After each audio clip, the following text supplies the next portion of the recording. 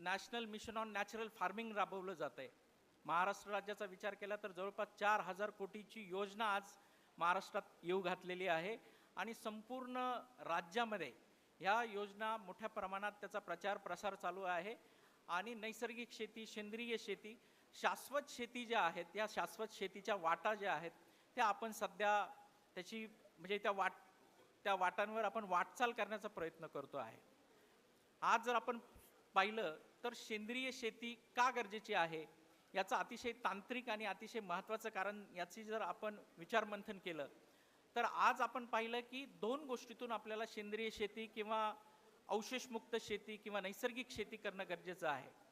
त्यातली सगळ्यात पहिली महत्त्वाची गोष्ट जी आहे ती मानवाचं आरोग्य असेल, आपले पशु पक्षी जे आहेत त्यांचं आरोग्य असेल, एकंदरीत पर्यावरण जे आहे ह्या पर्यावरणाच्या संदर्भात सुद्धा आपण सेंद्रिय नैसर्गिक शेती किंवा अवशेषमुक्त शेती केली पाहिजे. आज जर आपण पर्यावरणाचा विचार केला तर आज आपल्याकडे चिमणीसारखे जे पक्षी आहेत या चिमण्यासारखे पक्षी सुद्धा हळूहळू कमी होताना दिसत आहेत. मधमाशी आपल्याकडे आता आपल्या पूर्वी मधमाशींचं असं होतं की पूर्वी मधमाशी फार मोठ्या प्रमाणात आपल्या सगळ्या बागेंमध्ये असायची, पण आज परिस्थिती अशी आहे की आज आपल्याला मधमाशांसाठी वेगवेगळ्या प्रकारच्या रसायनांचा आधार घ्यावा लागतो.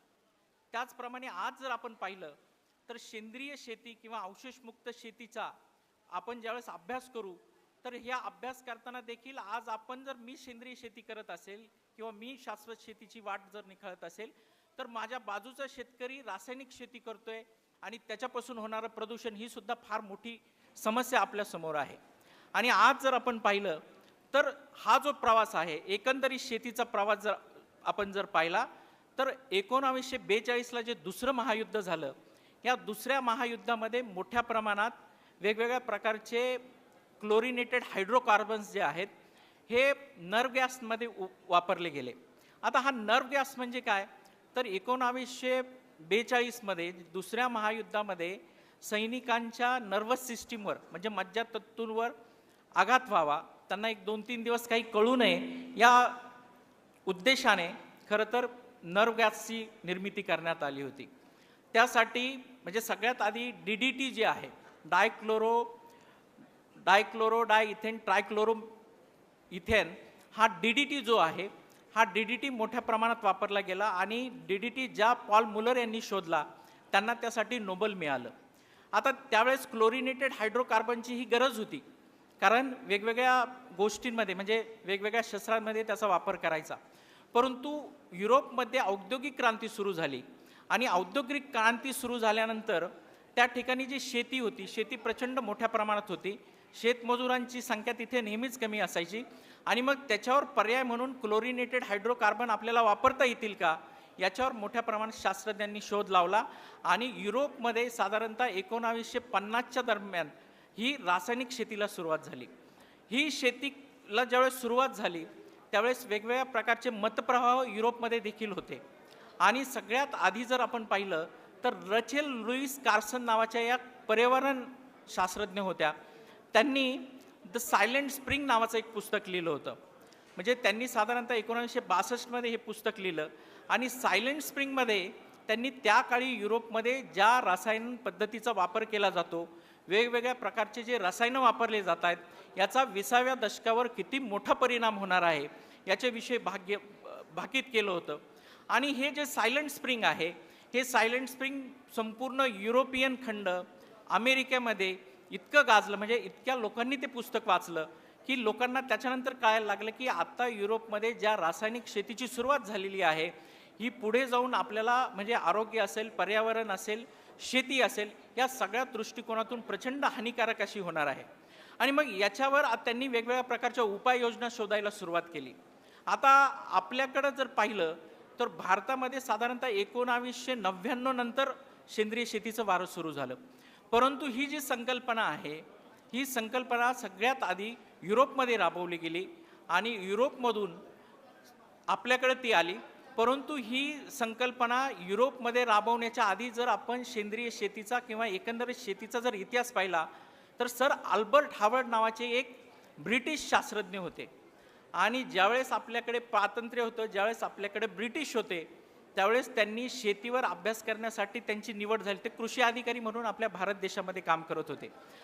पुसा असेल, वेस्ट बेंगाल असेल, बिहार असेल, महाराष्ट्राचा काही प्रदेश असेल, या ठिकाणी त्यांनी अभ्यास केला आणि त्यांना एक गोष्ट अतिशय प्रामुख्याने जाणवली की युरोपमध्ये जी रासायनिक पद्धतीने शेती सुरू झालेली आहे त्याच्यापेक्षाही भारतीय खंडामध्ये, भारतीय उपखंडामध्ये शेतीची जी परंपरागत पद्धत आहे ती अतिशय स्तुत्य आहे आणि अतिशय चांगली आहे. म्हणजे निसर्ग जे आहे, निसर्गाच्या स्रोतापासून केलेली शेती ही अतिशय महत्त्वपूर्ण आहे, आरोग्यदायी आहे आणि पर्यावरणासाठी अतिशय चांगली आहे. सर अल्बर्ट हावर्ड यांचं ॲन ॲग्रिकल्चर टेस्टामेंट नावाचं एक पुस्तक आहे.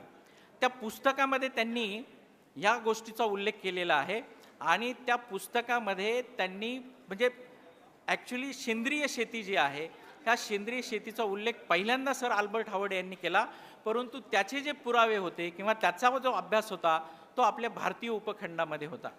जर आपण शेतीची एकंदरीत पद्धत पाहिली, म्हणजे जर आपण शेतीला सुरुवात कधी झाली जर आपण पाहिलं तर साधारण 10,000 वर्षापूर्वी आपल्याकडे शेतीला सुरुवात झाली असावी असं रशियन वनस्पतीशास्त्रज्ञ आहे निकोलाव वालिलाव नावाचा. त्याच्या कयासानुसार 10,000 वर्षापूर्वी शेतीला सुरुवात झाली आणि शेतीची सुरुवात खऱ्या अर्थाने कुठे झाली तर सर्वात आधी शेतीला सुरुवात झाली ही आत्ताचा जो इस्रायल आहे, लेबनान आहे, पॅलेस्टाईन आहे, अफगाणिस्तान आहे, इराण आहे, इराक आहे, म्हणजे मध्य पूर्वेमध्ये जो चंद्राकृती प्रदेश आहे हा अतिशय फर्टाईल मानला जायचा आणि या ठिकाणी शेतीची सुरुवात झाली. आणि ही शेती जी आहे सर्वप्रथम कुणी सुरू केली तर आपल्या ज्या महिला भगिनी होत्या ह्या महिला भगिनींनी सगळ्यात आधी शेती करायला सुरुवात केली. साधारणतः भारताचा जर विचार केला तर भारतामध्ये ही शेती पद्धती साधारणतः 3,500 वर्षांनी उशिरा आली. म्हणजे आज जर आपण पाहिलं तर ती साधारणतः मध्य पूर्वेमधून ती आफ्रिकन खंडामध्ये गेली आणि आफ्रिकन खंडामधून ती आशिया खंडामध्ये आली आणि आशिया खंडामध्ये ज्यावेळेस शेती पद्धती आली त्यावेळेस देखील स्त्रियांनी प्रचंड मोठ्या प्रमाणात त्याच्यावर काम केल्याचे पुरावे आपल्याकडे आहेत. म्हणजे शेतीची जननी देखील आपल्या माता भगिनीच आहे. हे आपले जे वेगवेगळ्या प्रकारचे जे पुस्तकं आहेत, वेगवेगळ्या प्रकारचे पुरावे आहेत त्याच्यामधून हे सिद्ध झालेलं आहे. आणि स्त्रियांनी 3 गोष्टींवर अतिशय मोठ्या प्रमाणात काम केलं. आज आपण सगळेच म्हणतो की आज म्हणजे कृषी विभाग असेल किंवा कृषी विद्यापीठं असतील, वेगवेगळ्या प्रकारच्या शाश्वत शेतीवर काम करणाऱ्या वेगवेगळ्या संस्था आहेत. आज सेंद्रिय कर्ब, सेव्ह सॉईल याच्यावर प्रचंड मोठ्या प्रमाणात काम चालू आहे. आता सेव्ह सॉईल म्हणजे काय तर जो ऑर्गॅनिक कार्बन आहे, जे ऑर्गॅनिक कार्बनचं आपल्याला सिक्वेस्ट्रेशन झालं पाहिजे, स्थिरीकरण झालं पाहिजे, तो ऑर्गॅनिक कार्बन आपण वाढवणं गरजेचं आहे. परंतु आज आपल्याकडं ऑर्गॅनिक कार्बन प्रचंड कमी आहे. आता त्या काळी म्हणजे साधारणतः 10,000 वर्षापूर्वी स्त्रियांनी ज्यावेळेस सुरुवात केली शेतीला त्यावेळेस त्यांना सायंटिफिक कन्सेप्ट माहिती नव्हत्या. सेंद्रिय कर्ब काय आहे हे त्यांना माहीत नव्हतं, परंतु त्यांना हे माहिती होतं की शेतीची उपजाऊ क्षमता आपल्याला कशी वाढवायची आहे. शेतीमध्ये नांगरण्याची पद्धत स्त्रियांनीच पहिल्यांदा सुरू केली. आपल्याला जे बियाणं आज आपण म्हणतो, आपल्याकडे राहीमावशी पोपेरे आहेत. राहीमावशी पोपेरेंना पद्मश्री त्यासाठी मिळाला की गावरान बियाणं. पण हे गावरान बियाणं सुद्धा म्हणजे बियाणं कसे आपल्याकडे आले याचा सुद्धा अतिशय मोठा इतिहास आहे. तर स्त्रियांनी त्या काळी जे गवत होते, वेगवेगळ्या प्रकारचे गवत होते, म्हणजे ॲमर असेल, आईनकॉर्न असेल, असे जे गवत होते ह्या गवतांच्या बियापासून वेगवेगळ्या प्रकारचे म्हणजे गहू जो आज आपण पाहतोय किंवा वेगवेगळ्या प्रकारचे मिलेट पाहतो, हे आईनकॉर्न आणि ॲमर ह्या गवताच्या प्रजातीपासून आलेले आहेत. आणि याचा शोध जो आहे याचा शोध सर्वप्रथम आपल्या स्त्रियांनी लावला. म्हणजे आपली जी भौगोलिक परिस्थिती आहे ह्या भौगोलिक परिस्थितीच्या प्रमाणे काटक बियाणं आपल्याकडे असलं पाहिजे. आपलं जे बियाणं आहे त्या बियाणाने कीड रोगांना कमी प्रतिसाद दिला पाहिजे. अशा प्रकारचं बियाणं देखील स्त्रियांनी आपल्याकडे शोधलं. दुसरी सगळ्यात महत्त्वाची गोष्ट की हे जे बियाणं आहे हे बियाणं जर आपल्याला मातीत रुजवायचं असेल, बियाणांना आपल्याला वेगवेगळ्या प्रकारे त्याला जर मोठं करायचं असेल, त्याला वेगवेगळ्या प्रकारचे न्यूट्रिएंट उपलब्ध करून द्यायचे असतील तर जमीन नांगरावी लागतं, हे सुद्धा स्त्रियांनी पहिल्यांदा शोधलं. त्यावेळेस नांगरण्याची पद्धत जी होती त्यावेळेस लाकडाचे नांगर होते. म्हणजे एकंदरीत माणूस जो आहे हा लोहयुगातून अश्मयुगाकडे चाललेला होता आणि नांगर जो आहे हा नांगर लाकडाचा नांगर तेव्हाच त्यांनी शोधून काढला होता आणि एक स्त्री हाताने नांगर धरायची आणि दुसरी ओढायची, अशा प्रकारे नांगरणी सुरू झाली आणि आपलं जे बियाणं आहे हे बियाणं व्यवस्थित जमिनीत रुजलं जावं यासाठी त्यांनी प्रयत्न केला. तिसरी महत्त्वाची गोष्ट जी आपण पाहतो की तिसरी आज जर आपण पाहिली की जैवविविधता. आता जैवविविधता का महत्त्वाची आहे? आज जर आपण पाहिलं तर सगळीकडे मोनोक्रॉपिंग आहे. मोनोक्रॉपिंग म्हणजे आपण एकतर द्राक्ष लावतो, एकतर आपण डाळिंब लावतो किंवा आपण एक प्रकारची चारा पिकं लावतो, परंतु जमिनीमध्ये एक प्रकारचं पीक न लावता पिकांची आदर्श फेरपालट असणं अतिशय गरजेचं आहे. आणि हा शोध देखील आपल्या स्त्रियांनी 10,000 वर्षापूर्वी लावला. कारण जैवविविधता जी आहे ती जैवविविधता शेतीच्या दृष्टीने अतिशय महत्त्वाची आहे. आज जर आपण पाहिलं तर जैवविविधता का महत्त्वाची आहे? जर आपल्याकडे शेती असेल आणि आपल्याकडं मुख्य पीक जर कपाशीचं असेल आणि कपाशीच्या 4 ओळीनंतर आपण 2 ओळी जर चवळीच्या लावल्या तर चवळी हे द्विदल वर्गीय वनस्पती आहे. चवळीच्या मुळांवर रायझोबियम नावाचा जीवाणू हा नायट्रोजनच्या गाठी करत असतो आणि हे नायट्रोजन आपल्या पिकाला मिळतं. आपल्याला वेगळा युरिया द्यायची त्या ठिकाणी गरज पडत नाही. दुसरी गोष्ट जर आपण पाहिली तर चवळी पिकावर क्रायसोपा कार्निया नावाचा मित्र कीटक येतो. हा क्रायसोपा कार्निया जर तुम्ही पाहिला तर हा एका वेळी माव्याचे 800 ते 850 अंडे फस्त करतो. आपल्याला कीटकनाशक मारायची गरज पडत नाही. आपण जर आपल्या पिकांमध्ये आंतरपीक म्हणून मोहरीचा समावेश केला तर मोहरीच्या मुळांमध्ये मिथेनाइल युजोनॉल नावाचं एक अल्कलॉइड्स आहे. हे मिथेनाइल अल्कलॉइड्स काय करतं? हे मिथेनॉल युजोनॉल हे वेगवेगळ्या प्रकारच्या सूत्रकृमीवर अटॅक करतं. मातीमध्ये असणाऱ्या ज्या बुरशी आहेत ह्या बुरशींवर ते मोठ्या प्रमाणात काम करतं. आपल्याकडं जर आपण साधा झेंडू घेतला तर झेंडूचे वेगवेगळे उपयोग, कितीतरी उपयोग आहे. ते ट्रॅप क्रॉप म्हणून काम करतं, म्हणजे किडीला आपल्याकडं आकर्षित करण्याचं काम हे झेंडू पीक करतं. दुसरं महत्त्वाचं, झेंडू हे इंडिकेटर क्रॉप आहे. आता इंडिकेटर क्रॉप म्हणजे काय? तर आपल्याकडं सगळीकडेच आज ड्रिप इरिगेशन असेल किंवा स्प्रिंकलर इरिगेशन असेल याची व्यवस्था नाही आहे. मग आपल्याला आजही आपल्याकडे जवळपास 60 ते 70% शेतकरी हे मोघम पद्धतीने पाणी देतात. पण पाणी देताना जमिनीमध्ये वापसा असलं पाहिजे, ही सुद्धा अतिशय महत्त्वाची गरज आहे. मग ही वापसा कंडिशन म्हणजे नेमकी काय? 2 मातीच्या कणांमध्ये 50% आर्द्रता आणि 50% हवा असं ज्यावेळेस असेल त्याला आपण वापसा कंडिशन म्हणतो. आणि ह्या वापसा कंडिशनमध्ये दिलेलं पाणी आणि या वापसा कंडिशनमध्ये दिलेलं खत जे आहे ते पिकाला मिळत असतं.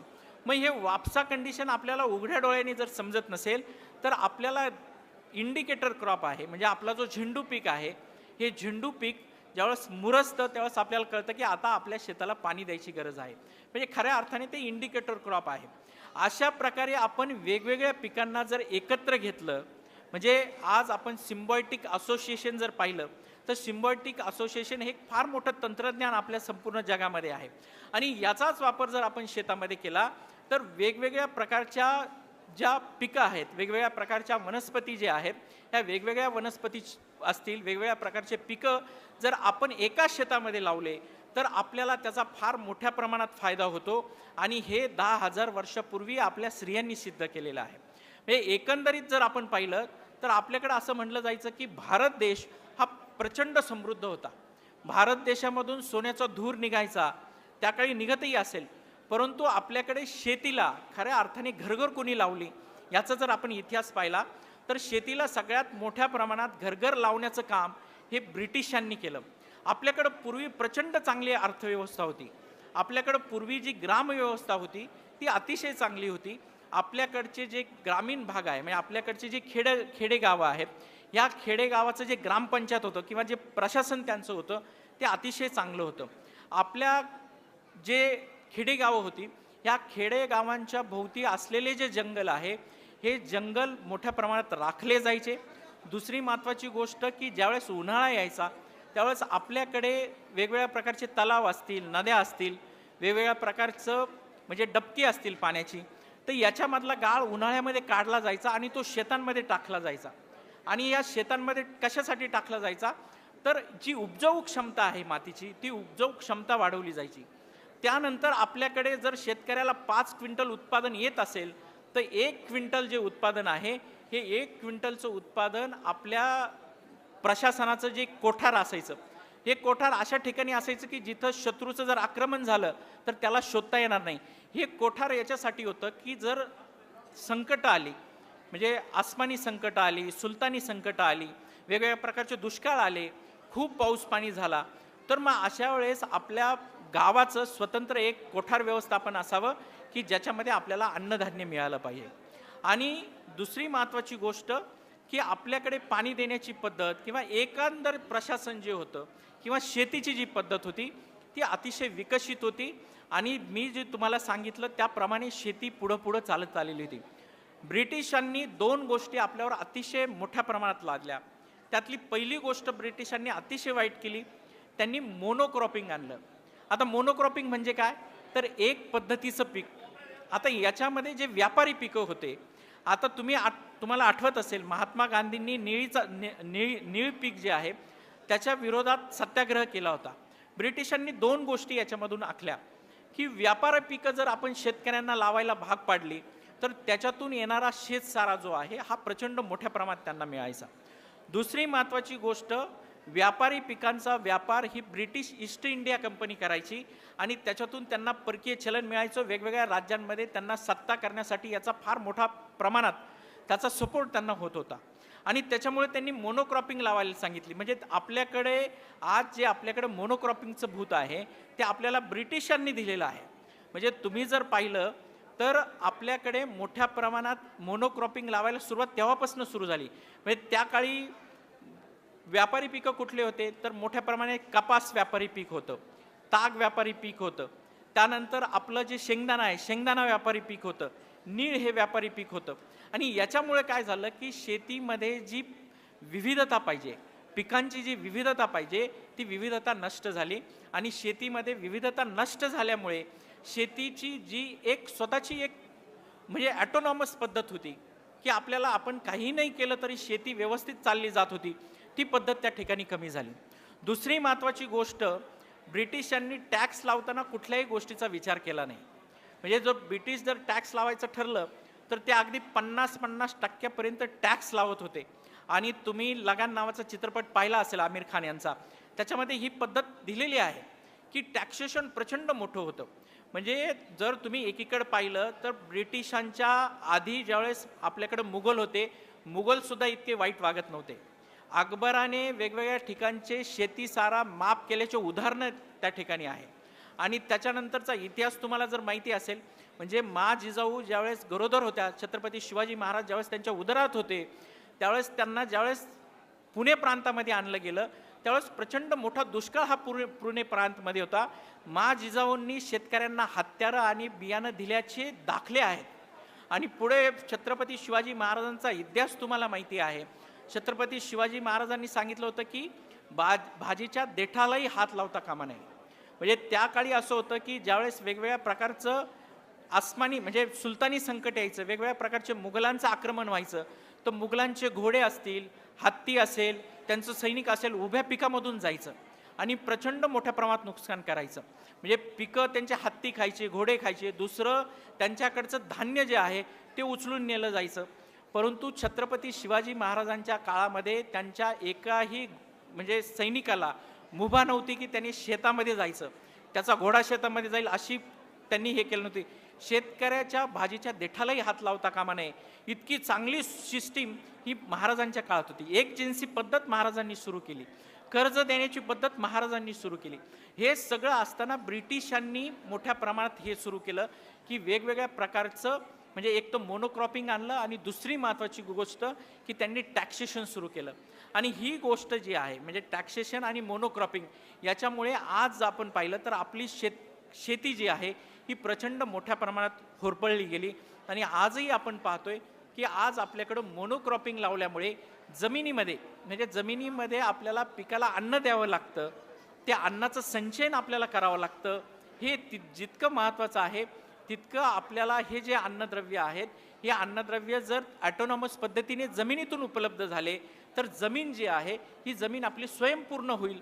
जमिनीमध्ये एक प्रकारचं मोठ्या प्रमाणात सेंद्रिय कर्ब ज्याला आपण म्हणतो तो वाढेल. हे सुद्धा अतिशय महत्त्वाचं आहे.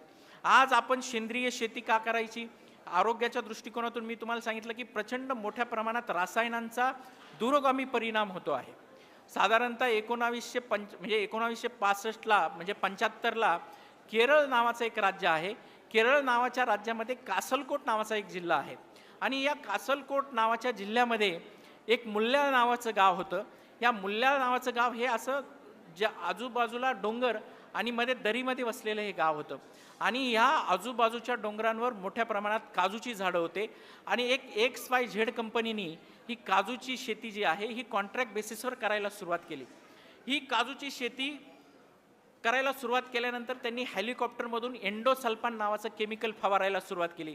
1975 ते 1996 असं अविरत पद्धतीने म्हणजे एंडोसल्फान त्या बागांवर फवारलं जात होतं आणि हे सगळं जे केमिकल आहे हे पाण्यामध्ये मिक्स व्हायचं, त्या काजूंच्या शेतीत पडायचं, मातीमध्ये पडायचं आणि दरीमध्ये जे गाव होतं त्या दरीमधल्या पाण्याचा जो स्रोत असलेले जे विहिरी होत्या, कूपनलिका होत्या, याच्यामध्ये हे एंडोसल्फान यायला सुरुवात झाली. डॉक्टर मोहन नावाचं एक शासकीय अधिकारी, ज्याला आपण मेडिकल ऑफिसर म्हणतो, ते त्या ठिकाणी ज्यावेळेस आले तर त्यांना असं दिसायला लागलं की वेगवेगळ्या प्रकारचे रोग इथे येत आहेत. जवळपास मृत्यूदर त्या गावातला 60% जाऊन पोचला. मग त्याच्यामध्ये सेलेबल पार्सी जो आहे, म्हणजे सेलेबल पार्सी म्हणजे काय की आज आपण अतिशय आनंदात सांगतो की आमच्या आजी 55 वर्षाच्या आहे, त्यांना आजही शुगर नाही आहे किंवा कुठल्याही प्रकारचं त्यांना BP नाही आहे. परंतु दुर्दैवाने आपल्या घरात जन्माला आलेलं नवीन मूल जे आहे हे मतिमंद आहे. याला आपण सेलेबल पार्सी म्हणतो. रसायनांचा मोठ्या प्रमाणात आघात हा स्त्रियांच्या गर्भाशयावर होत असतो आणि त्याच्यातून मुलं जे जन्मतात हे सेलेबल पार्सी ज्याला म्हणतो की मतिमंद मुलं जन्मतात. सेलेबल पार्सी असेल, वेगवेगळ्या प्रकारच्या नर्वस सिस्टीमचा आजार म्हणजे आपल्या मज्जातंतूंचा आजार, त्यानंतर आपल्या जी चयापचय संस्था आहेत त्याचे वेगवेगळ्या प्रकारचे आजार, त्याच्यानंतर आपले जे त्वचा आहेत त्वचाचे वेगवेगळे आजार, अशा वेगवेगळ्या प्रकारचे दुर्धर आजार त्या गावामध्ये दिसायला लागले.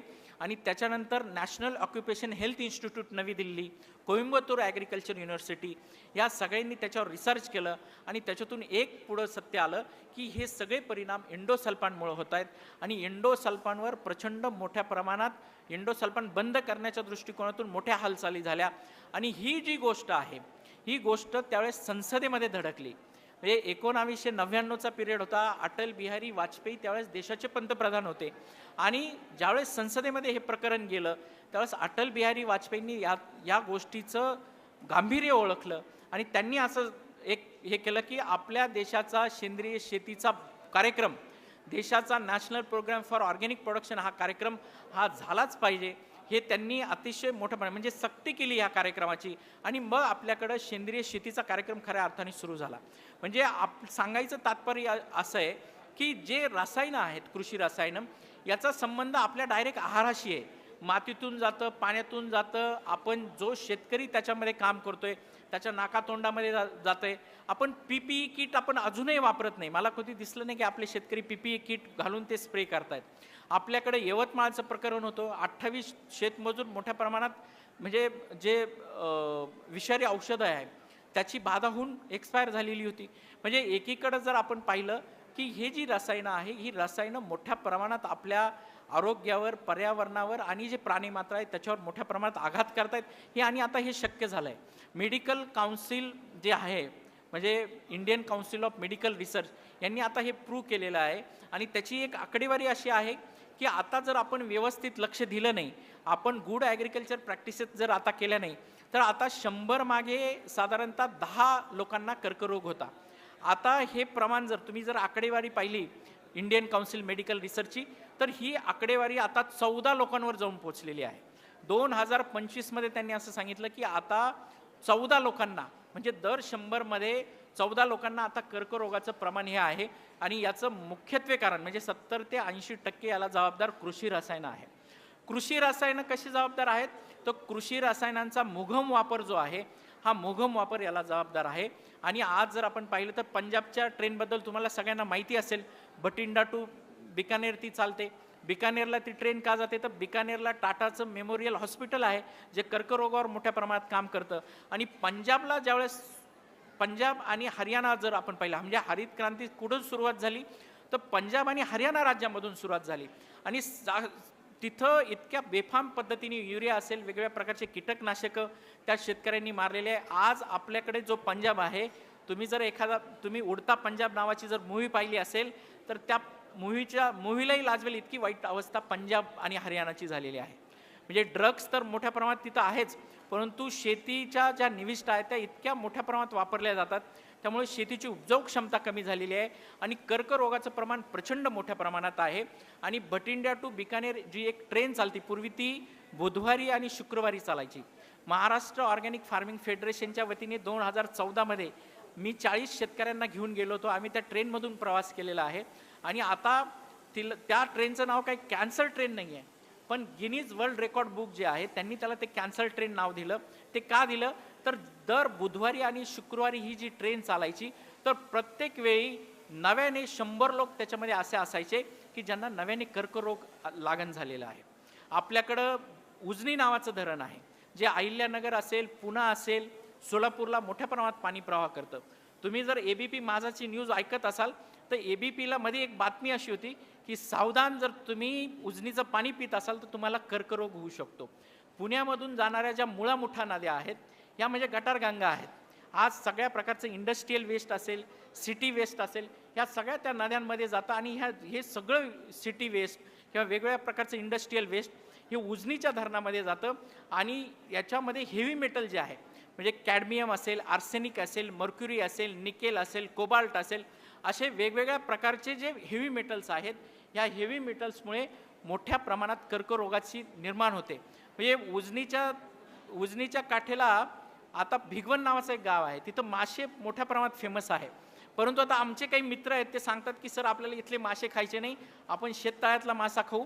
उजनी धरण हे परदेशी म्हणजे पर्यटक जे पक्षी असतात त्यांच्यासाठी फेमस आहे, परंतु आता परदेशी पक्षी येणं सुद्धा कमी झालेलं आहे, कारण विषबाधेमुळे फारसे मासे जे आहेत ते तिथं आता दिसत नाही आणि त्या माशांमुळे मोठ्या प्रमाणात विषबाधा त्या ठिकाणी होते. म्हणजे परिस्थिती अतिशय गंभीर होत चाललेली आहे. आज तुमच्या नाशिकमध्ये जर पाहिलं तर किम्स मानवता नावाचं हॉस्पिटल आहे. मानवता आता 5 स्टार अम्युनिटीजमध्ये आहे. तुम्ही जर तिथल्या डॉक्टरांशी बोललात तर ते सांगतात की दरवर्षी साधारणतः 35,000 नव्याने कर्करोग झालेले रुग्ण जे आहेत ते त्या ठिकाणी ॲडमिट होतात. टाटा मेमोरियल हॉस्पिटल आहे मुंबईचं, त्या ठिकाणी दरवर्षी 45,000 लोक ॲडमिट होत आहेत. लोकांना ॲडमिट व्हायला जागा नाही आहे. अक्षरशः तिथल्या ओव्हरब्रिजच्या खाली त्यांचे नातेवाईक सलाईन घेऊन हातात उभे असतात आणि त्या ओव्हरब्रिज खाली पेशंट झोपतात. इतकी वाईट परिस्थिती आहे आणि ही सगळी वाईट परिस्थिती ह्या कृषी रसायनांमुळे आहे. म्हणजे कृषी रसायन त्याला जबाबदार नाही, पण कृषी रसायनांचा वापर जो आहे हा मोघम वापर आपल्याला अतिशय जबाबदार याच्यासाठी बनवतो आहे. आणि दुसरी महत्त्वाची गोष्ट आहे की आपल्याकडे सेंद्रिय शेती का करावी, अवशेषमुक्त शेती का करावी किंवा नैसर्गिक शेती का करावी, तर आपल्याकडे जमिनीचा जो सेंद्रिय कर्ब आहे हा सेंद्रिय कर्ब प्रचंड कमी होत चाललेला आहे. एकंदर जर तुम्ही पाहिलं तर सेंद्रिय कर्बाचं प्रमाण हे 0.1 ते 5% असायला पाहिजे. आपल्या भारतामध्ये, आपल्या महाराष्ट्रामध्ये जर तुम्ही पाहिलं तर सेंद्रिय कर्बाचं प्रमाण हे 0.2 ते 0.5 इतकं कमी प्रमाणात आहे. आणि मग हे प्रमाण कमी असण्याचं कारण काय, तर आपल्याकडे फक्त 4 महिने पाऊस पडतो, 4 महिने आपली जमीन झाकोळलेली असते, परंतु बाकीचे 8 जर महिने आपण पाहिलं तर आपली जमीन सताळ सूर्यप्रकाशाला उघडी असते. आणि आपल्याकडं आता टेम्परेचर पाहिलं तर नवीन विक्रम आपल्याकडे टेम्परेचरचे होत आहेत. मागच्या वर्षी जर आपण पाहिलं तर दिल्लीला 52 डिग्री सेल्सिअस टेम्परेचर नोंदवलं होतं. महाराष्ट्रामध्ये 48 डिग्री सेल्सिअस. अगदी आता नाशिक कधी 40च्या पुढे गेलं नाही, यावेळेस नाशिकमध्ये 42-43 डिग्री सेल्सिअस टेम्परेचर होतं. अशा मोठ्या सूर्यप्रकाशामुळे जो ऑर्गॅनिक कार्बन आहे, सेंद्रिय कर्ब आहे, याचं ज्वलन होतं आणि पृथ्वीवर वाहणारी जी हवा आहे त्याच्यामध्ये ऑक्सिजन आहे. आपण अगदी शाळेपासून शिकलेलो आहे की ऑक्सिजन ज्वलनास मदत करतो. मग हा ऑक्सिजन काय करतो, आपला जो ऑर्गॅनिक कार्बन आहे तो सूर्यप्रकाशाच्या साहाय्याने त्याचं ऑक्सिडेशन होतं, म्हणजे त्याचं ज्वलन होतं. आणि हे ज्वलन झाल्यामुळे ऑर्गॅनिक कार्बन आपल्याकडं प्रचंड मोठ्या प्रमाणात कमी आहे. ऑर्गॅनिक कार्बन आपल्याकडं कमी असल्यामुळे जमिनीचा जो सामू आहे, ज्याला आपण pH म्हणतो, तो pH आता मोठ्या प्रमाणे वाढत चाललेला आहे. म्हणजे आज जर जमिनीचा सामू तुम्ही पाहिला तर हा अल्कलाईन होत चाललेला आहे आणि 8.5 पर्यंत जमिनीचा सामू जाऊन पोहोचलेला आहे. इंडियन काउन्सिल ॲग्रिकल्चर रिसर्च असं सांगतं, ज्यावेळेस जमिनीचा सामू हा म्हणजे 7.1 असेल, त्यावेळेस तुम्ही जे अन्नद्रव्य देतात, भले ते रासायनिक असू द्या किंवा सेंद्रिय असू द्यात, 10% अन्नद्रव्य पिकाला घेता येत नाही. जर तुमच्या जमिनीचा सामू हा 7.5 असेल, तर जवळपास 10 ते 15% अन्नद्रव्य पिकाला घेता येत नाही. जर जमिनीचा सामू हा 8 पर्यंत जाऊन पोहोचला, तर 35 ते 40% अन्नद्रव्य पिकाला घेता येत नाही. आणि जर तो 8च्या पुढे गेला, तर जवळपास 65 ते 70% अन्नद्रव्य हे पिकाला घेता येत नाही. मग जर आज आपण जर ॲव्हरेज पाहिलं नाशिकमध्ये, तर जमिनींचा सामू हा 8 पर्यंत जाऊन पोहोचलेला आहे. अशा वेळी जर मी युरिया टाकला, म्हणजे मी जर नत्र टाकलं, तर अमोनियमचं हायड्रोलायझेशन होतं. आणि म्हणजे आज आपण पाहिलं तर महाराष्ट्रामध्ये 69.4% जमिनींमध्ये कॅल्शियम कार्बोनेट आहे. हा मुक्त चुना आणि हे जे वेगवेगळ्या प्रकारचे आपण खतं टाकतो, याचं मोठ्या प्रमाणात संयोग होतं आणि त्याच्यामुळे जमीन जी आहे, जमिनीची उपजाऊ क्षमता कमी होते. जमिनीमध्ये कॅटायन एक्सचेंज कॅपॅसिटी, आता कॅटायन एक्सचेंज कॅपॅसिटी म्हणजे काय, तर जमिनीची अन्नद्रव्य धरून ठेवण्याची क्षमता मोठ्या प्रमाणात कमी होते. म्हणजे तुम्ही एखादं खत पिकाला दिलं, तर ते म्हणजे आता सपोज युरियाचं उदाहरण घेऊ, जर जमिनीचा सामू तुमचा 8 असेल आणि तुम्ही जर नत्रयुक्त खत दिलं, युरिया जर दिलं, 30 सेकंदाच्या आत जर मुळांचा संबंध त्या खताबरोबर आला नाही, तर त्याचं संयुगामध्ये रूपांतर होतं आणि वेगवेगळ्या प्रकारचे संयुग तयार होऊन जमिनी क्षारमय तयार झालेल्या आहेत. मग ह्या जमिनींचं क्षार जर आपल्याला कमी करायचं असेल, तर आपल्याला वेगवेगळ्या प्रकारचे सेंद्रिय खतं टाकावे लागतील. आपल्याला वेगवेगळ्या प्रकारच्या ऑर्गॅनिक निविष्ठा टाकावं लागेल, आपल्याला गांडूळ खत टाकावं लागेल, आपल्याला वेगवेगळ्या प्रकारच्या पेंडी टाकावे लागतील. आणि असं वेगवेगळ्या प्रकारचे खतं जर आपण तयार केले, तर वेगवेगळ्या प्रकारचे खतं तयार केल्यानंतर आपल्या जमिनीचा जो ऑर्गॅनिक कार्बन आहे, तो ऑर्गॅनिक कार्बन आपल्याला 1% पोहोचवता येईल. आणि आज जर आपण पाहिलं तर भारतीय जे हवामान आहे, म्हणजे भारतीय उपखंडाचं जे हवामान आहे, या भारतीय उपखंडाच्या वातावरणाप्रमाणे जमिनीचा जो सामू आहे, हा किमान आपल्याला 6 ते 7 असणं गरजेचं आहे. 6 ते 7 जरी मेंटेन नाही झाला, तरी तो 6.5 ते 7.5 असणं गरजेचं आहे. आणि ऑर्गॅनिक कार्बन जो आहे, हा ऑर्गॅनिक कार्बन जमिनीचा साधारणतः 1% असणं गरजेचं आहे. आता जमिनीचा ऑर्गॅनिक कार्बन जर 1% असेल, तर एक प्रकारचं बायोलॉजिकल ट्रान्सम्युटेशन होतं. आता बायोलॉजिकल ट्रान्सम्युटेशन म्हणजे काय, तर आपल्याकडे अतिशय चांगलं उदाहरण द्यायचं म्हणजे, सपोज माझ्या घरात माझी बहीण असेल, माझी बायको असेल, जर प्रेग्नंट आहे, तर मग आपण काय करतो, आपण शहराच्या ठिकाणी राहतो, आपण वेगवेगळ्या प्रकारचे न्यूट्रिएंट देतो, म्हणजे त्यांना वेगवेगळ्या प्रकारच्या सप्लिमेंट देतो, डॉक्टरांची ट्रीटमेंट देतो. आणि तीच आपली एक माता भगिनी आदिवासी पाड्यावर राहते, तिला वेगवेगळ्या प्रकारची ट्रीटमेंट मिळत नाही, त्यांच्याकडं ना रस्ते असतात, ना वाहतुकीच्या काही सोयी असतात. परंतु ज्यावेळेस दोघींचेही बाळं होतात, त्यावेळेस दोघींच्या बाळाचं वजन 2 पाऊंड, म्हणजे दोघींच्याही बाळांचं वजन सारखं कसं, तर त्या नॅचरल हॅबिटॅटमध्ये ते ज्या काही गोष्टी खातात, मिलेट्स खात असतील, वेगवेगळ्या प्रकारचे कंद खात असतील, भाजीपाला खात असतील, तर त्यांच्या गर्भाशयासाठी लागणारे जे अन्नद्रव्य आहे, ते त्यांना नैसर्गिक पद्धतीने उपलब्ध झाले. तसंच जर जमिनीचा ऑर्गॅनिक कार्बन जर 1% गेला, तर आपल्याला पिकांना खतं द्यायची आवश्यकता नाही. जमिनीला ज्या ज्या गोष्टी, जमिनीमध्ये पिकं असतात, त्या पिकांना ज्या ज्या गोष्टी गरजेच्या आहेत, त्या गोष्टी त्यांना ॲटोमायझेशन पद्धतीने मिळतात. त्याला आपण बायोलॉजिकल ट्रान्सम्युटेशन असं म्हणतो. आणि याच्यावर अभ्यास करण्याची फार मोठी गरज आहे. आता वेगवेगळ्या प्रकारचे विद्यापीठं त्याच्यावर अभ्यास करत आहेत. आणि हे सगळं केल्यानंतर आपल्याकडे आपला जो ऑर्गॅनिक कार्बन आहे, तो ऑर्गॅनिक कार्बन जर आपण मोठ्या प्रमाणात वाढवत गेलो, तर जमिनीचा जो सामू आहे, हा सामू आपला उदासीन होईल. आणि जमिनीचा सामू जर उदासीन झाला, तर कॅटायन एक्सचेंज कॅपॅसिटी जी आहे, म्हणजे जमिनीमध्ये अन्नद्रव्य धरून ठेवण्याची जी क्षमता आहे, ती अन्नद्रव्य धरून ठेवण्याची क्षमता जमिनीची चांगली होईल. आणि जमिनीची अन्नद्रव्य धरून ठेवण्याची क्षमता जर तुम्ही चांगली केली, तर जमिनीची क्षारता कमी होईल. जमिनीची क्षारता कमी झाली, तर जे वेगवेगळ्या प्रकारचे अन्नद्रव्य आहे, नायट्रोजन असेल, फॉस्फरस असेल, पोटॅश असेल, इतर सूक्ष्म अन्नद्रव्य असतील, हे अन्नद्रव्य जमिनीला मिळायला सुरुवात होतील. म्हणजे आज दुर्दैव असं आहे की आज आपल्याला एकच माहिती आहे की नायट्रोजन, फॉस्फरस आणि पोटॅश हे मुख्य अन्नद्रव्य आहे. परंतु तुमच्या माहितीसाठी सांगतो, 2004 साली आता इंडियन काउन्सिल ॲग्रिकल्चर रिसर्चने सल्फर नावाचा जो मायक्रोन्यूट्रिएंट आहे, म्हणजे प्रथम जो आपला ज्याला आपण म्हणतो प्रायमरी न्यूट्रिएंट, तो आता मुख्य अन्नद्रव्यामध्ये आणून घातलेला आहे.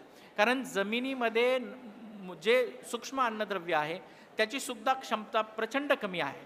कारण आपल्याकडे ज्यावेळेस हरित क्रांती झाली तर हरित क्रांतीमध्ये आपण NPKवर फार फोकस केला, परंतु NPKचं सिंथेसिस होण्यासाठी, NPK झाडांना मिळून देण्यासाठी सूक्ष्म अन्नद्रव्यांची प्रचंड मोठी गरज आहे आणि ती गरज कमी झाल्यामुळे ह्या मोठ्या अन्नद्रव्यांचं सिंथेसिस होत नाही, त्याचं पिकांना जे लागू आपण म्हणतो ते लागू पडत नाही. त्याच्यामुळे आज जर आपण पाहिलं तर ही जी गरज आहे म्हणजे मानवी आरोग्याच्या दृष्टिकोनातून आणि एकंदरीत जमिनीच्या आरोग्याच्या दृष्टिकोनातून तर आपल्याला सेंद्रिय शेती का करायची हे यासाठी गरजेचं आहे. हे आज जर आपण पाहिलं तर वेगवेगळ्या पद्धतीची शेती, आता शाश्वत शेतीमध्ये वेगवेगळ्या पद्धती केल्या जातात, परंतु याच्यामध्ये जर आपण पाहिलं तर सगळ्यात पहिली शेती पद्धती कुठली महत्त्वाची आहे तर ती अवशेषमुक्त शेती पद्धती महत्त्वाची आहे. म्हणजे ज्याला आपण म्हणतो की आपण काही प्रमाणात रासायन, काही प्रमाणात सेंद्रिय, काही प्रमाणात आपण नैसर्गिक अशा निविष्ठा म्हणजे इंटिग्रेटेड ज्याला आपण म्हणतो की एकात्मिक पद्धतीची शेती पद्धती जी आहे ही शाश्वत शेतीची पहिली पायरी आहे असं म्हटल्यास वावगं ठरणार नाही. लगेच तुम्ही आता साधारणतः आपण जर पाहिलं म्हणजे इयत्ता पहिली ते इयत्ता 10वीचा जर विचार केला तर आपण सेंद्रिय शेती जर आपल्याला करायची असेल तर आपण डायरेक्ट इयत्ता 10वीमध्ये गेल्यासारखं आहे. म्हणजे आपल्याला आधी जर आपल्याला शेतीकडे म्हणजे शेतीमध्ये आपल्याला वेगवेगळ्या पद्धतीने जर शाश्वत शेतीमध्ये जायचं असेल, शेतीला आपल्याला एक प्रकारचं म्हणजे नैसर्गिक एकाग्रता शेतीमध्ये उपलब्ध करून द्यायची असेल तर आपल्याला आधी अवशेषमुक्त शेतीकडे जावं लागेल. अवशेषमुक्त शेतीमध्ये तुम्हाला काही प्रमाणात रसायनं वापरता येतात, काही प्रमाणात तुम्ही सेंद्रिय पदार्थ वापरू शकतात. अवशेषमुक्त शेतीमध्ये 2 गोष्टी महत्त्वाच्या आहेत. आता ह्या 2 गोष्टींमध्ये पहिली जी गोष्ट आहे की तुमच्याकडे कुठलंही chemical pesticide, chemical fungicide, chemical herbicide जर स्प्रे करायचं असेल तर तुम्हाला त्याचं PHI माहिती असणं गरजेचं आहे. आता PHI म्हणजे काय तर त्याला आपण प्री हार्वेस्ट इंडेक्स असं म्हणतो. आता प्री हार्वेस्ट इंडेक्स म्हणजे काय, सपोज क्लोरोपायरीफॉस मला मिरची पिकावर फवारायचं आहे आणि मिरची पिकावर जर ते फवारायचं असेल आणि मिरची पीक निघाल्यानंतर म्हणजे हार्वेस्ट केल्यानंतर त्याच्यामध्ये मला क्लोरोपायरीफॉस नको असेल, त्याचा घटक जर नको असेल तर त्याचा PHI म्हणजे त्याच्यामध्ये असं असतं की साधारणतः मिरची पीक निघण्याच्या पूर्वी 25 दिवस 30 दिवस PHI हा दिवसांमध्ये असतो. याचा अर्थ असा आहे जर त्याचा PHI हा 25 दिवस असेल तर मिरची पीक काढण्याच्या पूर्वी 25 दिवसाच्या आधी ते फवारलं गेलं पाहिजे, जेणेकरून मिरची पीक जर काढलं तर मिरची पिकामध्ये त्याचा अवशेष शिल्लक राहणार नाही. म्हणजे एका अर्थाने तो आपल्याला म्हणजे ती जे मिरची पीक आहे ते मिरची पीक आपल्याला अतिशय चांगल्या पद्धतीने खाता येईल, त्याचा कुठलाही दुष्परिणाम आपल्यावर होणार नाही. आणि दुसरी सगळ्यात महत्त्वाची कन्सेप्ट जी आहे अवशेषमुक्त शेतीमध्ये ती म्हणजे MRL आहे. ते आता जे द्राक्ष शेतकरी आहे त्यांना MRL माहिती आहे, मॅक्झिमम रिसिड्यू लिमिट.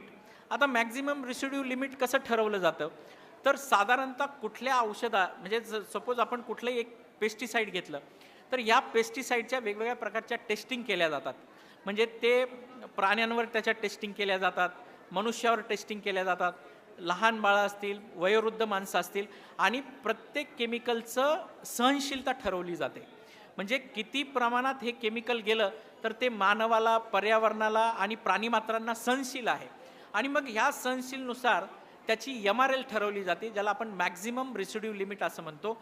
म्हणजे आपण जर एखादं केमिकल आपल्याला स्प्रे करायचं असेल तर ते केमिकल स्प्रे करताना त्याच्यावर जर 1 ग्रॅम पर लिटर लिहिलेलं असेल तर आपण ते केमिकल देताना त्याला 1 ग्रॅम पर लिटरच डोस दिला पाहिजे. जर आपण म्हटलं की नाही आपल्याला थोडं कमी होईल, आपण जास्त घेऊ, तर जर वरती आपण 0.5 जरी दिलं तरी ते 0.5 ग्रॅम जे आहे ते आपल्या पिकावर किंवा पिकाच्या आतमध्ये अवशेष म्हणून शिल्लक राहील आणि ते जे अवशेष म्हणून जर शिल्लक राहिलं तर आपल्याला त्याचा मोठ्या प्रमाणात वेगवेगळ्या प्रकारचा म्हणजे ते आपल्या खाण्यात आल्यानंतर वेगवेगळ्या प्रकारचे जे अवशेष आहे ते आपल्या शरीरात संचय होणार आहे आणि त्याच्यापासून वेगवेगळ्या प्रकारचे आजार आपल्याला होणार आहे. प्राणीमात्रांना ते घातक आहे, पर्यावरणाला घातक आहे. म्हणून MRL जो आहे म्हणजे PHI आणि MRL हा अतिशय महत्त्वाचा घटक याच्यामध्ये आहे. आणि ह्या दोन्ही घटकांमध्ये आपण जर पाहिले या दोन्ही गोष्टींचा आपण वापर केला तर आपल्याला अवशेषमुक्त शेती जी आहे म्हणजे आज जे द्राक्ष शेतीसाठी वापरले जाते, आज जे द्राक्ष पिकांसाठी असेल, केळी पिकांसाठी असेल, ग्लोबल गॅप पद्धतीचं ज्याचं सर्टिफिकेशन होतं, ज्याला आपण गुड ॲग्रिकल्चर प्रॅक्टिसेस असं म्हणतो, तर गुड ॲग्रिकल्चर पद्धतीने ज्या पिकांचं असं सर्टिफिकेशन होतं अशा पिकांसाठी आपल्याला म्हणजे ह्या MRL, PHI किंवा अवशेषमुक्त शेतीच्या गोष्टी ज्या आहेत त्या आपल्याला करता येऊ शकतात. प्रामुख्याने जे व्यापारी पिकं आहेत, ह्या व्यापारी पिकांसाठी ग्लोबल गॅप नावाची सर्टिफिकेशन सिस्टीम आहे की जी अवशेषमुक्त शेतीला सर्टिफाईड करते. म्हणून आपण अवशेषमुक्त शेती जर करायला सुरुवात केली, आपण एकात्मिक पद्धतीने सेंद्रिय आणि रसायनांचा वापर करायला सुरुवात केलो आणि हळूहळू जर आपण रसायनं कमी करत गेलो तर आपल्याला दुसरा टप्पा जो आहे, हा दुसरा टप्पा आपल्याला सेंद्रिय शेतीचा गाठता येईल. आता सेंद्रिय शेती म्हणजे काय, तर जे नैसर्गिक स्रोत आहे, या नैसर्गिक स्रोतांच्या आधारे प्राणीमात्रांचं जे व्यवस्थापन आहे, एकात्मिक व्यवस्थापन, या म्हणजे नैसर्गिक स्रोत, पाणीमात्रांचं एकत्रित व्यवस्थापन, अशा पद्धतीने आपण जी शेती करतो त्याला आपण सेंद्रिय शेती म्हणतो. आता सेंद्रिय शेतीचे जर आपण मानकं पाहिले तर सेंद्रिय शेतीमध्ये कुठल्याही प्रकारचे रसायनं जे आहेत, या रसायनांचा वापर आपल्याला करता येत नाही. मग आपल्याला याच्याऐवजी म्हणजे सेंद्रिय शेतीमध्ये आपल्याला रसायनांऐवजी आपण बायो फर्टिलायझर वापरू शकतो, बायो पेस्टिसाईड वापरू शकतो, आपल्या बांधावर बनवलेल्या निविष्ठा आपण वापरू शकतो, कंपोस्ट वापरू शकतो, वेगवेगळ्या प्रकारचे आपण स्लरी वापरू शकतो. त्यानंतर आपल्याकडे फेरोमॅन ट्रॅप्स आहे, एलोस्टिक ट्रॅप आहेत. अशा वेगवेगळ्या प्रकारचे गोष्टी ज्या आहेत की ज्या नैसर्गिक स्रोतापासून तयार झालेला आहे, त्याचा वापर आपण सेंद्रिय शेतीमध्ये करू शकतो. सेंद्रिय शेतीमध्ये आपल्याला रासायनिक कीटकनाशकं असतील, रासायनिक बुरशीनाशकं असतील, रासायनिक ग्रोथ हॉर्मोन असतील, रासायनिक खतं असतील, हे आपल्याला वापरता येत नाही. यासाठी मग आपल्याला जे काही सेंद्रिय पद्धतीने निर्माण झालेलं आहे, अत्याधुनिक तंत्रज्ञानाची जोड देऊन काही गोष्टी आता निर्माण करतायत. वेगवेगळ्या प्रकारचे बायो फर्टिलायझर बनवले जात आहेत, बायो पेस्टिसाईड बनवले जातात. सूक्ष्मजीव असेल, वनस्पती असतील आणि प्राणीमात्रा असतील, यांच्यापासून निर्माण केलेल्या ज्या गोष्टी आहेत त्या गोष्टी आपण सेंद्रिय शेतीमध्ये देऊ शकतो. आणि मग सेंद्रिय शेती तुमची एकदा व्यवस्थित झाली की मग तिसरी फेज जर आपण पाहिली तर मग तिसरी फेज ही नैसर्गिक शेतीकडे घेऊन जाणारी आहे. आता नैसर्गिक शेती म्हणजे काय, तर मासानोबू फुकुओका नावाचे एक जापानीज सायंटिस्ट होते. त्यांनी, ते मायक्रोबायोलॉजिस्ट होते आणि ते एकदा हॉस्पिटलमध्ये ॲडमिट असताना त्यांच्या ते जी रूम होती, त्यांचा जो वॉर्ड होता ज्या ठिकाणी ते ॲडमिट होते, तर त्याच्या शेजारी खिडकी होती आणि त्यांचा बेड त्या खिडकीच्या शेजारी होता आणि त्या खिडकीच्या शेजारी सीताफळाचं झाड होतं आणि त्या सीताफळाच्या झाडाचं एक पान अलगद पिवळं होऊन ते अलगद पडलं हे त्यांनी पाहिलं. आणि त्याच्यानंतर त्यांच्या डोक्यामध्ये एक गोष्ट आली की आपण जे करतोय हे सगळं, तर हे सगळं निसर्गाने प्रेरित झालेलं आहे. म्हणजे आपल्याला कुठलीही गोष्ट करायची गरज नाही आहे, निसर्ग वेगवेगळ्या पद्धतीने त्याच्या गोष्टी करतोय. ते सूक्ष्म जीवशास्त्रज्ञ होते, म्हणजे मायक्रोबायोलॉजिस्ट होते आणि मग त्यांनी नैसर्गिक शेतीची सुरुवात सगळ्यात आधी जपानमध्ये केली. त्यांनी वेगवेगळ्या पद्धतीने शेती केली, म्हणजे झिरो टिलेज, कुठल्याही प्रकारची नांगरणी करायची नाही, कुठल्याही प्रकारची अंतर्गत मशागत करायची नाही, कुठलंही खत द्यायचं नाही, नैसर्गिक पद्धतीने पिकं वाढू द्यायचे. म्हणजे आज जसे जंगलामध्ये झाडं वाढतात तसं पिकं वाढू द्यायचे. आणि याच्यामध्ये म्हणजे त्यांनी एक सांगितलं की तण जे आहे हे तणसुद्धा काढायचं नाही, म्हणजे तण उगाय धन असं ते म्हणतात. म्हणजे तणांचा वापर आपले जे पिकं आहेत त्या पिकांच्यासाठी होऊ शकतो असं त्यांनी मतं मांडले होते. म्हणजे याच्यामध्ये काय की त्यांचं म्हणणं असं होतं की तण एका ठराविक लिमिटमध्ये, म्हणजे एका ठराविक पातळीतच पिकांची स्पर्धा करतं सुरुवातीच्या अवस्थेत. नंतर पिकांची जी मुळं आहेत ती पिकांची मुळं तणाच्या मुळांच्या खाली जातात आणि खाली गेल्यामुळे होतं काय की आपल्याला जमिनीला जे एक मल्चिंग हवं असतं, हे मल्चिंग तणांमुळे व्यवस्थित होतं. हे वेगवेगळ्या प्रकारचं जे मल्चिंग पेपर आपण टाकतो, वेगवेगळ्या प्रकारच्या गोष्टी आपण आणून आज टाकतो, ते टाकायची गरज नाही. दुसरी गोष्ट त्यांची अशी आहे की ज्या ठिकाणी गवत उगतं ते गवत तुमच्या मातीची म्हणजे उपजाऊ क्षमता सांगतं. ज्या मातीमध्ये गवताचं प्रमाण जास्त ती माती जास्त उपजाऊक्षम असं ते म्हणतात. तिसरी महत्त्वाची गोष्ट अशी आहे की गवत जे आहे हे गवत मोठ्या प्रमाणात एक गारवा जमिनीमध्ये ठेवतं आणि गवतामध्ये गारवा असल्यामुळे एकंदरीत सूक्ष्मजीव जे आहेत त्या सूक्ष्मजीवांना एक प्रकारचा गारवा मिळतो आणि सूक्ष्मजीवांची कॉलनी मोठ्या प्रमाणात वाढते. आणि चौथं महत्त्वाची गोष्ट अशी आहे, तुम्ही जर पाहिलं पिकं आणि गवत या दोघांमध्ये जर तुम्ही पाहिलं तर कोण जास्त टवटवीत दिसतं, तर गवत जे आहे हे पिकापेक्षा जास्त टवटवीत दिसतं. कारण बायोलॉजिकल ट्रान्सम्युटेशनचा जो नियम आहे तो गवताला त्या ठिकाणी लागू होतो. आणि मग गवत काय करतं, गवत कुठल्याही ठिकाणी येतं कारण ते काय करतं की अविद्राव्य असलेले जे गोष्टी आहेत ते विद्राव्य करून स्वतःच्या पोषणासाठी वापरतं. त्याच्यामुळे गवतामध्ये सगळ्या प्रकारचे न्यूट्रिएंट्स असतात. म्हणजे पोटॅश, आज आपल्याकडे जमिनीमध्ये पोटॅश फार आहे, परंतु तो पिकांना घेता येत नाही. परंतु जर तुम्ही गवत कापलं आणि ते जर जमिनीमध्ये टाकलं तर तो पोटॅश मोठ्या प्रमाणात, म्हणजे गवतामधले जे 16 प्रकारचे अन्नद्रव्य आहे, हे 16 प्रकारचे अन्नद्रव्य पिकाला घेता येतात आणि पिकाला मोठ्या प्रमाणात त्याच्यापासून वाढ करता येते. म्हणून गवताचा वापर जर आपण त्या पद्धतीने केला, गवताचा वापर जर आपण चांगल्या पद्धतीने करत गेलो तर मोठ्या प्रमाणात आपल्याला पिकांना त्याचा फायदा होतो. आणि रसायनांचा वापर करायचा नाही, ही महत्त्वाची गोष्ट जी आहे ही फुकुओकांना सांगितली. आणि फुकुओकांनी हा सगळा अभ्यास करताना ते आपल्या भारतामध्ये आले होते. भास्कर सावे नावाचे गुरुजी होते, जे गुजरात राज्यामध्ये, महाराष्ट्र आणि गुजरातच्या राज्याच्या जे बॉर्डर आहे तिथे एक गाव होतं, तर तिथं ते आले होते. आणि त्यांनी म्हणजे आपले सावे गुरुजी आहे, सावे गुरुजींच्या शेतावर ते 4 ते 5 दिवस होते. सावे गुरुजी देखील नैसर्गिक शेती पद्धती करत होते. आणि सावे गुरुजींनी हे त्यावेळेस सांगितलेलं होतं की नैसर्गिक शेती पद्धती ही जे आपले पिकं आहेत त्या पिकांना लागू होणार नाही. ही फक्त जे आपले वृक्ष आहेत, म्हणजे बहुवार्षिक वृक्ष आहेत, म्हणजे आंबा असेल, चिकू असेल, पेरू असेल, यासाठी आपण करू शकतो. परंतु आपल्याला जर हंगामी पिकं घ्यायची असेल तर आपल्याला त्या ठिकाणी फार मोठ्या मर्यादा आहेत. आणि मग अशा इतक्या मर्यादा असल्यानंतर आपल्याला ती शेती पद्धती जी आहे ती आपल्याला लागू करता येणार नाही. परंतु आता मोठ्या प्रमाणात त्याचं फॅड वाढत चाललेलं आहे. परंतु काही का असेना, म्हणजे आपण म्हणतो ना की कुठल्याही कोणाच्याही काही कोंबड्याने आरवल्याने दिवस उजेडाना, पण दिवस उजाडणं गरजेचं आहे. म्हणून आज जर आपण पाहिलं तर शाश्वत शेतीच्या वाटा ह्या प्रचंड महत्त्वाच्या आहेत. कारण आज जर आपण पाहिलं तर शाश्वत शेतीच्या वाटा ज्या आहेत, म्हणजे आज आपल्या आरोग्याच्या दृष्टिकोनातूनच नाही तर शेतकरीचा आज सगळ्यात महत्त्वाची गोष्ट कुठली आहे, तर शेतकऱ्याला आपण जे पिकवतो त्याला मार्केटमध्ये भाव मिळाला पाहिजे. म्हणजे जसं डिमांड आहे तसा सप्लाय शेतकऱ्याकडून झाला पाहिजे. आणि मग आज कुठल्या गोष्टीला डिमांड आहे, अवशेषमुक्त शेतीला, नैसर्गिक शेतीला, सेंद्रिय शेतीला आज प्रचंड मोठ्या प्रमाणात डिमांड आहे. आपण सेंद्रिय शेतीचा जर विषय घेतला तर 1999 साली अटल बिहारी वाजपेयींनी अतिशय एकाग्र पद्धतीने याच्यावर काम केलं. आणि त्यावेळेस मिनिस्ट्री ऑफ ॲग्रिकल्चर ही पद्धत आणायला त्यांना नकार देत होतं, पण त्यांनी ऐकलं नाही. त्यांनी सांगितलं मला माहीत नाही, सेंद्रिय शेतीचा राष्ट्रीय कार्यक्रम आपल्या देशाचा सुरू झालाच पाहिजे. आणि त्यांनी सेंद्रिय शेतीचा राष्ट्रीय कार्यक्रम आपला 1999ला घोषित केला. 2001 रोजी याचं मोठ्या प्रमाणात FTDR जी आहे, foreign trade development regulation act, त्याच्या अंतर्गत त्याची नोंदणी झाली. आता FTDR काय आहे, तर आपल्याला कुठलीही गोष्ट जर निर्यात करायची असेल, दुसऱ्या देशामध्ये जर ती पाठवायची असेल तर आपल्याला त्या गोष्टीचं FTDRच्या अंतर्गत नोंदणी करावी लागते. हा संपूर्ण कार्यक्रम जो आहे हा FTDR मध्ये नोंदवण्यात आला. आणि आज जर आपण पाहिलं, म्हणजे मागच्या वर्षी जर तुम्ही आकडेवारी पाहिली तर 3.6 दशलक्ष मेट्रिक टन इतकं ऑर्गॅनिक प्रोड्यूस जे आहे हे भारत देशाने निर्यात केलेलं आहे. आपलं म्हणजे सर्टिफाईड निर्यात जो प्रॉडक्ट आहे जवळपास 59 देशांना पाठवला जातो. आपला सेंद्रिय माल म्हणजे 100%पैकी 51% माल एकट्या अमेरिकेला जातो.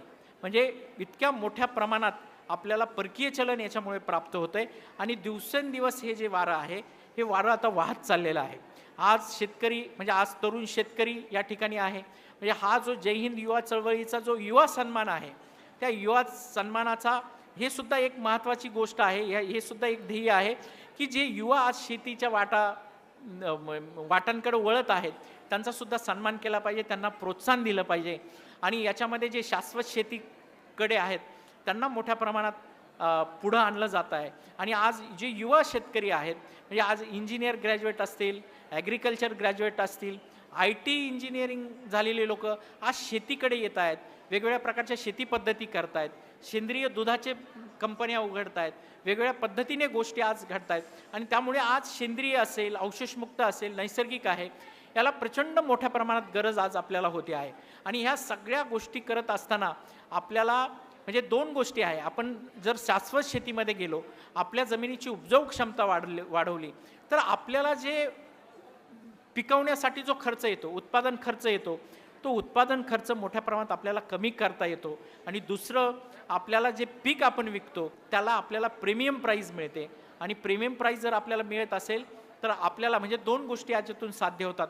एक तर आपलं आरोग्य असेल, पर्यावरण असेल, त्याचप्रमाणे आपली जमीन आहे, त्या जमिनीचं आरोग्य चांगलं होतं. दुसरं आर्थिक गोष्ट जी आहे, म्हणजे आर्थिक सक्षमता शेतकऱ्याकडे येते आणि हे सगळं आपल्याला सेंद्रिय शेतीमुळे करता येणं शक्य आहे. सेंद्रिय शेतीसाठी प्रमाणीकरण पद्धती आहेत. पूर्वी जी अटल बिहारी वाजपेयींच्या काळात आली ती national programme for organic production नावाची सर्टिफिकेशन सिस्टीम होती. याच्यामध्ये ॲपेडा ही सचिव संस्था आहे. ॲपेडाच्या अंतर्गत आज 38 प्रमाणीकरण संस्था आहेत ज्या आपल्या संपूर्ण देशामध्ये प्रमाणीकरणाचं काम करत आहेत.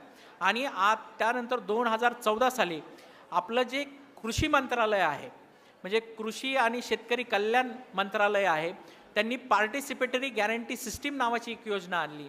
याच्यामध्ये आज जर आपण पाहिलं तर आज जी नैसर्गिक शेतीचं मिशन राबवलं जातं आहे याच्यामध्ये पार्टिसिपेटरी गॅरंटी सिस्टीम आणलेली आहे. नमामि गंगे नावाची एक योजना शासनाने त्यावेळी आणली होती.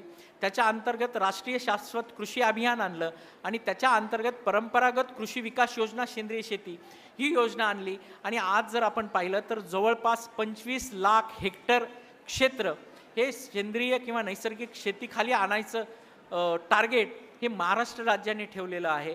आणि आज मोठ्या प्रमाणात वेगवेगळ्या शेतकऱ्यांचे गट त्या ठिकाणी केले जात आहेत. केंद्र सरकार फक्त निधी देत नाही आहे, तर केंद्र सरकार फार्मर प्रोड्युसर ऑर्गनायझेशनला प्रमोट करण्यासाठी काम करत आहे. आज आपण ज्या प्रिमायसेसमध्ये बसलेलो आहोत ते आमचे मित्र आणि आज संपूर्ण भारत देशाचे मार्गदर्शक आज म्हणायला पाहिजे विलास शिंदे साहेबांची ही सह्याद्री फार्मर प्रोड्युसर कंपनी आहे.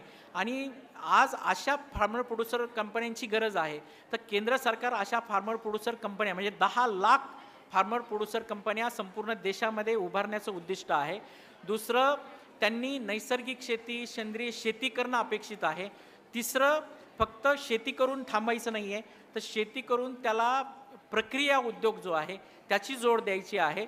आणि चौथी गोष्ट आता केंद्र सरकार करते, मॅग्नेट नावाचा प्रोजेक्ट आहे, स्मार्ट नावाचा प्रोजेक्ट आहे, की फार्मर प्रोड्युसर कंपन्या निर्माण करून ते जे उत्पादन जे येणार आहे ते उत्पादन विकण्यासाठी सुद्धा आता केंद्र सरकार काम करत आहे. तुम्ही जर अमूलच्या शॉपीमध्ये जात असाल आईस्क्रीम घ्यायला, तर अमूलने आता म्हणजे डाळ आणलेली आहे, तांदूळ आणलेला आहे, वेगवेगळ्या प्रकारचे मिलेट्स आणलेले आहे. आणि जर तुम्ही त्याच्यावर लोगो पाहिला तर इंडिया ऑर्गॅनिकचा लोगो आहे. 100% सर्टिफाईड अशा गोष्टी आता अमूल विकते. त्याचं कारण असं आहे की नॅशनल लेवलला एक फेडरेशन आता स्थापन करण्यात आलेलं आहे. आणि हे फेडरेशन काय करतं आहे की मोठ्या प्रमाणात ह्या ज्या सर्टिफाईड ज्या गोष्टी आहेत ह्या उत्पादक कंपन्यांच्या याचं मार्केटिंग लिंकेज ह्या मोठ्या कंपन्यांना करू देतं आहे. आणि आज जर आपण पाहिलं तर मोठमोठ्या प्रकारचे ब्रँड आज आपल्या संपूर्ण भारत देशामध्ये आणि महाराष्ट्र राज्यामध्ये काम करतात. आणि आज जर आपण पाहिलं तर सेंद्रिय शेतीचं जे प्रमाणीकरण आहे, सेंद्रिय शेतीच्या जर आपण वेगवेगळ्या गोष्टी पाहिल्या तर वेगवेगळ्या गोष्टीचं आपण प्रमाणीकरण करू शकतो. आपण जी शेती करतो त्याचं आपण प्रमाणीकरण करू शकतो. दुसरं, आपण फक्त एकटा शेतकरी नाही, जर आपण गटाने एकत्र आलो, किमान 25 शेतकरी, जास्तीत जास्त 500 शेतकरी, याचं आपण प्रमाणीकरण करू शकतो.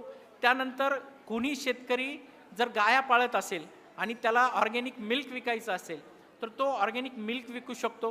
म्हणजे ॲनिमल हजबंड्री ज्याला आपण म्हणतो, म्हणजे याच्यामध्ये तुमचं पोल्ट्री येतं, तुमचं ॲनिमल हजबंड म्हणजे तुमचं गोपालन येतं, त्यानंतर इमू पालन येतं, अगदी तुमचं वेगवेगळ्या प्रकारचे जे पाळीव प्राणी आहेत ते तुम्ही ऑर्गॅनिक पद्धतीने पाळू शकतात आणि त्याची उत्पादनं जे आहेत ते तुम्ही ऑर्गॅनिक पद्धतीने विकू शकतात.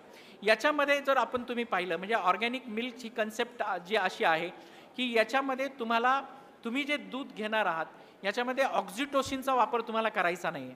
ऑक्झिटोसिन वापरतो आपण दूध संपूर्णपणे निथाळावं म्हणून, ऑक्झिटोसिनचा वापर करायचा नाही आहे.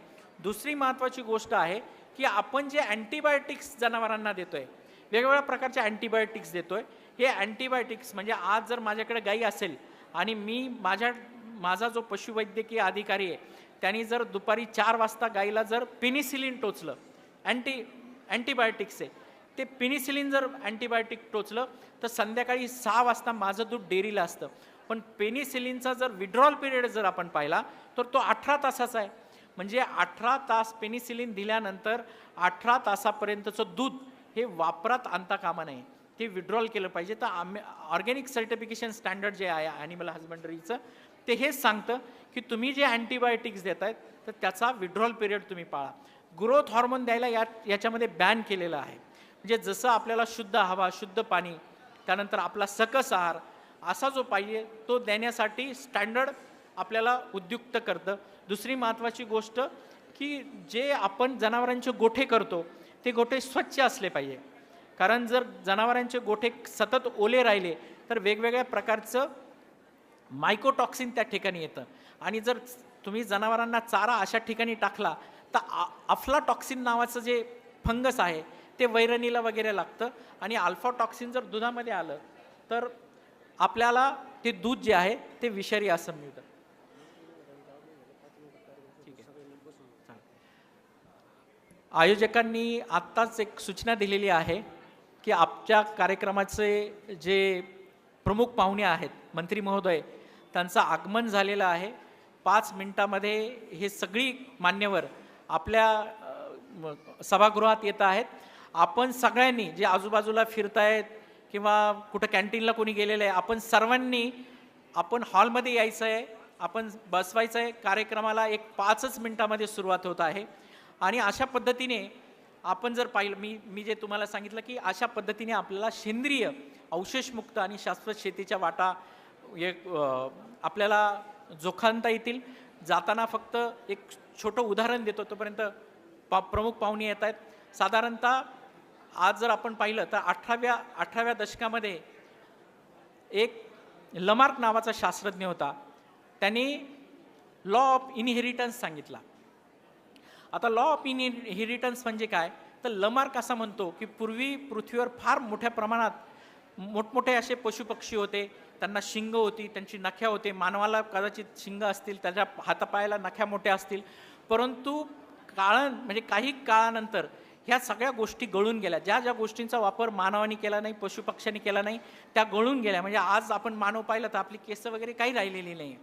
पुढे 18व्या दशकामध्ये स्ट्रगल फॉर एक्झिस्टन्स सांगितला डार्विन्सने.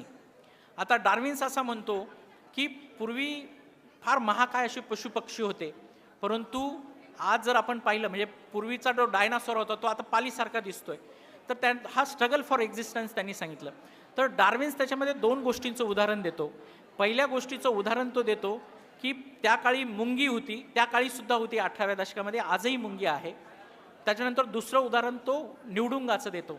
निवडुंग त्या काळी सुद्धा 50 डिग्री सेल्सिअसमध्ये असायचं, आजही ते उष्णते वाळवंट्यामध्ये असतं. पण डार्विन्स असा म्हणतो मुंगी आणि निवडुंग हे फार ताकदवर होते का तर अजिबात नाही. त्यांनी परिस्थितीनुसार त्यांच्यामध्ये बदल केला. त्याच्यामुळे शेती क्षेत्रसुद्धा याला अपवाद नाही आहे. आज परिस्थिती ही विषमुक्त शेतीची आहे, शाश्वत शेतीची आहे, सेंद्रिय शेतीची आहे, अवशेषमुक्त शेतीची आहे. त्याच्यामुळे आपल्याला जर आपल्या शेती क्षेत्रामध्ये अटळ राहायचं असेल तर आपल्याला परिस्थितीनुसार त्याच्यामध्ये बदल करावे लागेल आणि बदल जर आपल्याला करायचा असेल तर आपल्याला अभ्यास करावा लागेल. आणि आपल्याला अभ्यास जर करायचा असेल तर 16व्या दशकामध्ये जगद्गुरू संत तुकाराम म्हणतात असाध्य ते साध्य करिता सायास कारण अभ्यास म्हणजे तुका म्हणे. अशा उक्तीप्रमाणे आपल्याला शेती क्षेत्रामध्ये सुद्धा अभ्यास करावा लागेल. आयोजकाने जी आपल्याला आपल्यासमोर बोलायची संधी दिली त्याबद्दल मी आभार मानतो. थांबतो. जय हिंद, जय महाराष्ट्र. धन्यवाद.